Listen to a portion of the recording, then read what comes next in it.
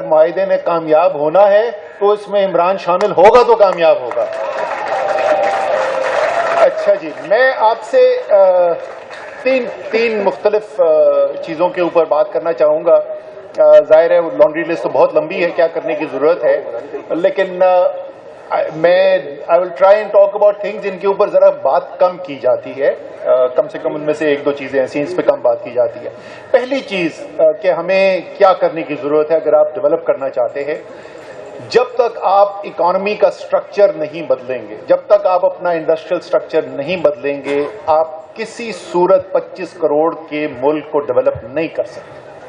میں اپنے ٹیکسٹائل کے دوستوں سے معذرت کے ساتھ, آئی ایم شیور وہ ناراض بھی ہوتے ہوں گے, میں بار بار یہ سوال پوچھتا ہوں کہ آپ کے خیال میں اگر بنیان, ٹی شرٹ اور بیڈ ویئر ایکسپورٹ کر کے آپ 25 کروڑ کا ملک ڈیولپ کر سکتے ہیں تو یہ نہیں ہونے والا. ٹیکسٹائل انڈسٹری بڑی ضروری ہے, سب سے بڑا انڈسٹریل امپلائر ہے, اس کو سپورٹ کی بھی ضرورت ہے, but that is not what is going to deliver the 21st century economy for you. مجھے رزاق داؤد نظر آ رہے ہیں یہاں پہ. ہماری حکومت آ گئی جی, لو جی ہمیں پیسے ویسے کی بھی ضرورت تھی, اس کے علاوہ ایکسپورٹس بڑھانا چاہتے تھے. تو میں نے فارن منسٹر شاہ محمود قریشی سے ریکویسٹ کی کہ شاہ جی ذرا چائنا کی میٹنگز تو ارینج کروا دیں. ہم چائنا چلے گئے. اچھا, میں وزیر خزانہ تھا, میرا کام تو آسان تھا, مجھے $3 بلین چاہیے تھے بیلنس آف پیمنٹ سپورٹ کے لیے, اسٹیٹ بینک کے ریزروز کا بفر کے لیے. تو 15 بلین RMB مجھے تو مل گئے. اب رزاق داؤد صاحب کا پروجیکٹ یہ تھا کہ انہوں نے وہاں پہ ہماری ایکسپورٹ بڑھانی ہے. رزاق داؤد کے پاس بیچنے کو کیا تھا؟ دنیا کی fastest growing economy, closest relationship in the world with us, and what did we arm Razak Dawood with کہ کیا جا کے وہاں پہ بیچنا ہے؟ ان کے پاس چینی تھی اور ان کے پاس چاول تھا. اور بعد میں رزاق بھائی نے بتایا کہ وہ کہتے ہیں یار آپ کی چینی بھی بہت اچھی کوالٹی کی نہیں ہے. کیوں رزاق بھائی ایسا ہی تھا نا. سو دیکھیں, there is without going into a lot of detail, جن کو انٹرسٹ ہے سبجیکٹ کے اندر, پلیز گو اینڈ ریڈ اور واچ آن یوٹیوب, آپ کو مل جائے گا. ایک صاحب ہے ریکارڈو ہاؤسمن, ہارورڈ کا گروتھ سینٹر چلاتے ہیں. Just read what he has said or anybody else that you believe.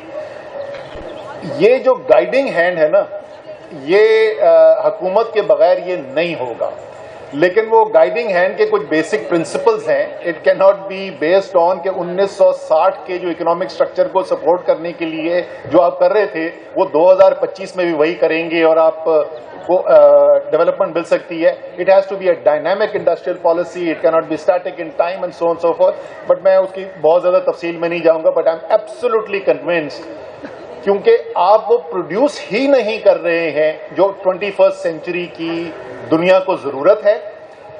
Every body can tell you. اس کے بعد کیبنٹ منسٹر ہمارے جو میرے لیے زیادہ امپورٹنٹلی IBA کے گریجویٹ ہیں, وہ آپ سے بات کریں گے, تو ان سے بھی میں سوال چھوڑ دیتا ہوں کہ یار اگر دنیا میں کوئی ملک ہے جو ایکسپورٹ انکریز کیے بغیر ترقی کر سکتا تو مجھے بھی اس کی نام بتا دیں. اور کیا with the current economic output that we have, I am not talking about اگلے 5-10% کی ایک ون ٹائم اسپرٹ کی نہیں بات کر رہا, میں یہ کہہ رہا ہوں کہ اگلے 25 سال جو آپ نے ڈیولپمنٹ کرنی ہے, کیا وہ ایکسپورٹ جو آپ کو چاہیے جب آپ پروڈیوس ہی نہیں کرتے. ہم نے چائنا کی کل ایک دفعہ بیٹھ کے بنایا جی ٹیبل, جو ٹاپ 10 امپورٹس تھیں چائنا کی پاکستان میں سے, ان میں سے ایک بھی چیز پروڈیوس بھی نہیں کرتا. نان انرجی امپورٹس کی میں بات کر رہا ہوں. How can you compete? So پہلی چیز تو یہ ہے. دوسری چیز, پرائیویٹائزیشن پہ بہت بات ہوتی ہے, and obviously Muhammad Ali is going to talk about that also. But PIA کی پرائیویٹائزیشن ابھی کیوں پاسبل ہوئی, پہلے کیوں نہیں پاسبل ہوئی؟ مفتاح نے سوال پوچھا تھا, میں آپ کو اس کا اپنا اوپینین بتاؤں گا جب میں تیسرا پوائنٹ کور کروں گا کہ کیوں اب پاسبل ہو گیا. دیکھیں, مور امپورٹنٹ دین پرائیویٹائزیشن از جو گورنمنٹ کا کنٹرول ہے پاکستان کی معیشت کے اوپر, the heavy footprint of the government. سب سے بڑا آپ کا sector probably is your energy sector right now. اس انرجی سیکٹر کا کوئی ایک سٹیپ ایسا نہیں ہے جہاں سرکار نہیں انوالو ہوتی. آپ نے LNG ٹرمینل لگانا ہے, آپ کو سرکار کا اپروول چاہیے. آپ نے امپورٹ کرنی ہے LNG, آپ کو سرکار کا اپروول چاہیے. آپ نے ٹرانسمٹ کرنی ہے, آپ کو سرکار کا اپروول چاہیے. آپ نے بیچنی ہے, آپ کو سرکار کا اپروول چاہیے. The entire thing, and we worked on this. اور اس کا جو سب سے بڑا اسٹمبلنگ بلاک تھا جو 2013 سے 18 کی حکومت میں سنا میں نے, یہ ہم تو نہیں تھے کمرے کے اندر, کہ وہ لاسٹ منٹ پہ نیگوسیشن کے وقت there was a given by the Muslim League Noon government, and उन्होंने LNG को क्लासिफाई कर दिया एज अ पेट्रोलियम प्रोडक्ट, और वो गैस नहीं ट्रीट होती. सो उसके लिए हमने weighted average cost of gas में खुद खड़ा होकर फ्लोर के ऊपर हमने वो अप्रूवल कराया. With that वेकॉक done, please for heavens sex implement WACOG and deregulate the gas market end to end. किसने भाई, आप खुद कस्टमर ढूंढे अपना, जाके जिस प्राइस पे आप बेच सकते हैं वो उससे खुद डिटरमिन करवाएं, खुद आपको कंपीट करने दें. जिसने ट्रांसमिट करनी है खुद आप प्राइसेस नेगोशिएट करें, मोनोपोली नहीं क्रिएट होने दें. Let others come in and so on so forth. Similarly बिजली का, अगर आप, मैं सिर्फ 2 चीजों की एग्जांपल दे रहा हूं, so many others that I can give.